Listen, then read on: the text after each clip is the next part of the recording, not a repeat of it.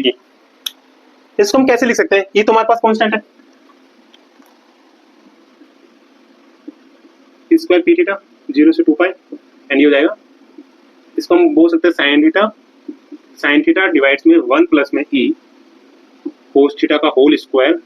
D theta equal to में are H cut. Okay, इस derivation को सोल्व करते हैं। तो इसको सोल्व करने पर हमारे ये लिख सकते हैं, अब यहाँ पे कुछ अज्यूम मान सकते हैं, कुछ ले सकते हैं यहाँ पे, ठीक है। लेट यहाँ पे हम क्या लिख सकते हैं, एक तो हम यहाँ लिख सकते हैं u इक्वल्स टू में साइन थीटा, तो u equals to sine theta होगा तो du इक्वल्स टू में क्या हो जाएगा हमारे पास कोस थीटा डी थीटा, ठीक है। सेकंड थिंग हम यहाँ पे मान सकते हैं जी थीटा हमारे पास क्या हो जाएगा, जी थीटा को हम मानेंगे 1 अपॉन में 1 प्लस में ई कोस थीटा। सो हमारे पास जो जी डैश थीटा आएगा, तो जी डैश थीटा हमारे पास क्या हो जाएगा, यहाँ पे हमारे पास जी डैश थीटा हो जाएगा ई साइन थीटा डिवाइड में 1 प्लस में ई कोस थीटा का होल स्क्वायर। ओके, ठीक है। दो चीज हमारे पास यहाँ पे आई, एक तो हमारे पास आई जी थीटा डैश और दूसरी हमारे पास आई यहाँ पे u और du। ओके, ठीक है।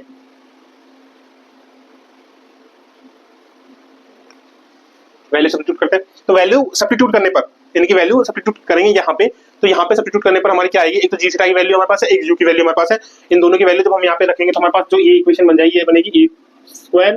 पी थीटा 0 से पाई, लिमिट्स हम अभी चेंज नहीं कर रहे, लिमिट्स हम बाद में देखेंगे, चेंज करेंगे तो यहाँ से जाएगा u dot G dash theta and D theta equals to में आर एच करते हैं। ओके, अगली चीज हम क्या ले सकते हैं यहाँ पे, अगली चीज आप ये मान सकते हो यहाँ पे कि जो हमारे पास ये होगा u जो g ले रहे हैं यहाँ पे, वो क्या लेंगे हम यहाँ पे v equals to G theta, आप लिख देखो ना, तो dv हमारे पास क्या हो जाएगा, dv हमारे पास हो जाएगा g dash theta d theta,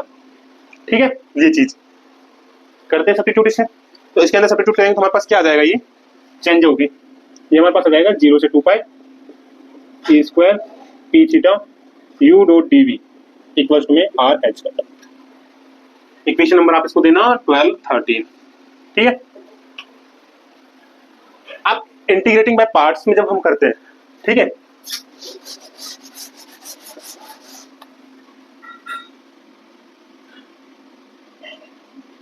bye integration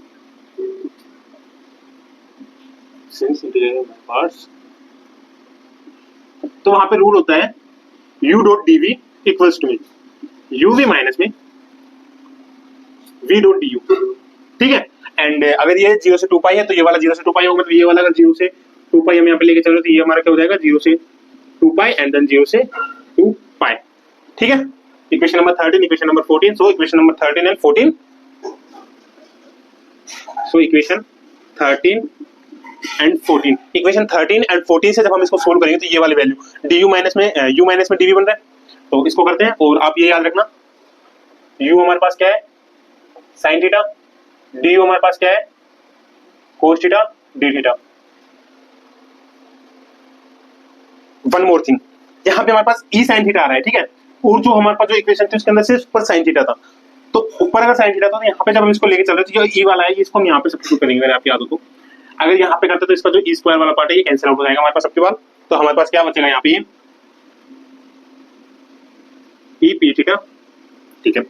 इसको एक्सटेंड करें ना तो इसको करेंगे तो u क्या है हमारे पास साइन थीटा इनटू में v क्या है हमारे पास जी थीटा को माना है v,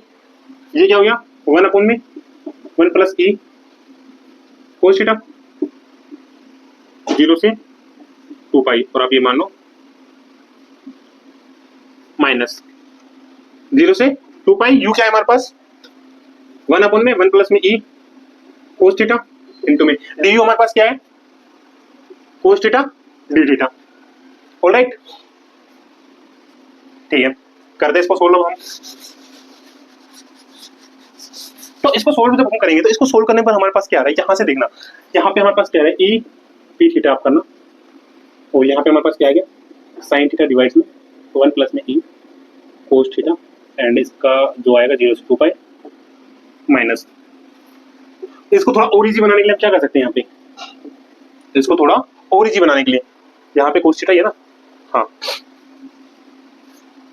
तो इसको इसकी फॉर्म में चेंज करेंगे तो यहाँ पे ई से मल्टीप्लाई करना पड़ेगा, इससे मल्टीप्लाई करके 1 अपॉन ई करना पड़ेगा, यहाँ पे 1 अपॉन ई करेंगे तो यहाँ पे क्या आ जाएगा ई कोस थीटा, ठीक है। अब इसमें एक प्लस कर देते हैं एक माइनस कर देते हैं, 1 प्लस में ई cos theta and D theta, alright. अब साइन के अंदर जब इस वाली वैल्यू के अंदर आप 0 या 2 पाई सब्स्टिट्यूट करते हैं तो साइन 0 के केस के अंदर भी और 2 पाई के केस के अंदर भी हम जानते हैं साइन 0 एंड साइन 2 पाई दोनों ही केस के अंदर क्या होता है वैल्यू 0 देता है। तो मतलब यहाँ पे ये वाली वैल्यू तो क्या हो जाएगी हमारे पास 0 आ जाएगी यहाँ से। अब बात करते हैं इस वाली वैल्यू की। इस वाली वैल्यू से हमारे पास क्या आ जाएगा, और ये इक्वल्स टू में भी तो चल रहा है ना, इक्वल्स में क्या चल रहा है आर एच कट, इक्वल्स में क्या चल रहा है ये आर एच कट। यहाँ से क्या जाएगा हमारे पास 1 अपॉन ई है, बाहर जाएगा तो इसे कैंसिल आउट हो जाएगा माइनस में पी थीटा, ठीक है 0 से 2 पाई, और इसको हम लिख सकते हैं 1 प्लस में ई कोस थीटा डिवाइड्स में 1 प्लस ई कोस थीटा 1 1 माइनस 0 से 2 पाई 1 डिवाइड्स में 1 प्लस में ई कोस थीटा डी थीटा। आगे समझ में? ओके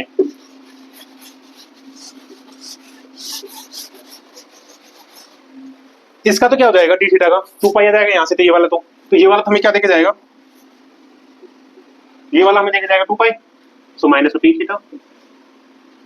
2 पाई माइनस इस वाले केस से। अब इसका एक स्टैंडर्ड फॉर्मूला होता है, स्टैंडर्ड फॉर्मूला वो क्या होता है, वो होता है जब 0 से 2 पाई का केस हो